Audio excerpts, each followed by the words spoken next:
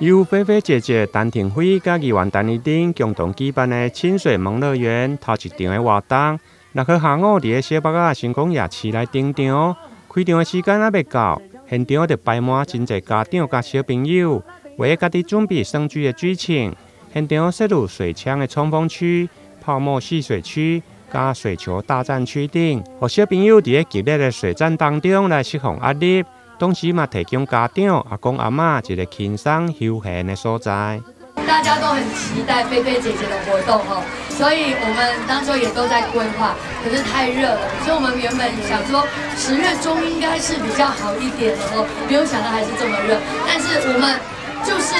这个耐不住小朋友的期待哈，他们希望菲菲姐姐萌乐园可以推出不同的创新，所以我们推出清水萌乐园，有我们的水球、水枪、泡沫，然后呢，爸爸妈妈、阿公阿嬷把小朋友让他们在这里好好的玩一下。这2个小时呢，我们爸爸妈妈、阿公阿嬷就可以在菲菲姐姐准备的歇脚亭，有我们的地瓜球、豆花，还有鸡蛋糕，还有菲菲爆米花。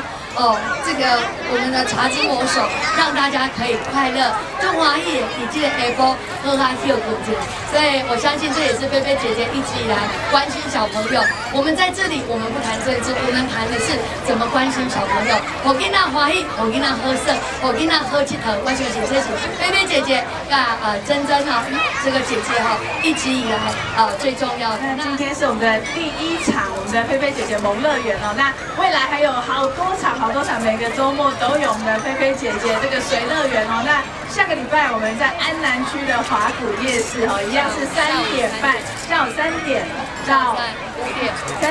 5点在华谷夜市一样是我们的下午3点到5点，也欢迎所有的大朋友小朋友、爸爸妈妈、阿公阿妈带着小朋友一起来玩，也欢迎大家加入菲菲姐姐的公赖随时都有最新的活动消息跟大家分享，一定要来玩哦。每一位小朋友一看到大水池，就赶紧想要来耍水，就算家己无扎水枪，现场嘛提供免费的照用。另外，还佫有会当重复使用的水球，伫个荡完水球以后，会当一直重复来装水。其中的泡泡戏水区嘛是小朋友的上爱，除了会当耍泡泡，还佫会用伫内面来耍水。伫个短短2点钟，除了会当耍水，另外现场还佫提供歇脚亭的小点心。有爆米花、鸡蛋糕、加饮料、地瓜球等，互每一位大小朋友度过一个欢乐的升旗假日。台南新闻林根采访报道。